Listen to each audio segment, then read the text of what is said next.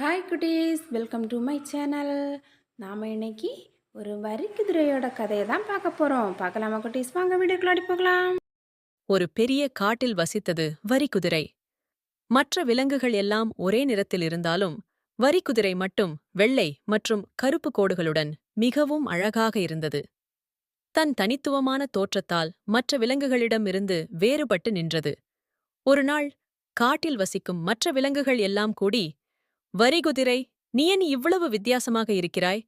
எங்களுடன் சேர்ந்து ஒரே நிறத்தில் இருக்கலாமே" என்று கேட்டன.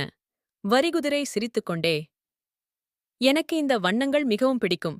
இது என்னுடைய தனித்துவம். ஒவ்வொருவரும் தனித்துவமாக இருப்பதுதான் அழகு அல்லவா?" என்றது. மற்ற விலங்குகள் அதை புரிந்து கொள்ளவில்லை. அவை, "நீ எங்களுடன் சேர்ந்திருந்தால் எல்லோரும் ஒரே மாதிரியாக இருப்போம். அதுதான் அழகு" என்றன.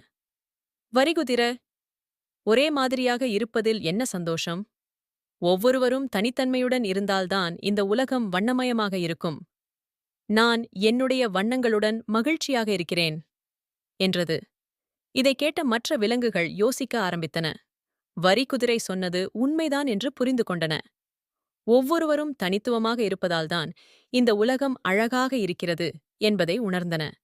அன்று முதல் விலங்குகள் எல்லாம் வரிக்குதிரையின் தனித்துவத்தை மதிக்க ஆரம்பித்தன. வரிக்குதிரையும் தன்னைப் பற்றி பெருமையாக உணர்ந்தது. நீதி: ஒவ்வொருவரும் தனித்துவமாக இருப்பதுதான் இயற்கையின் அழகு.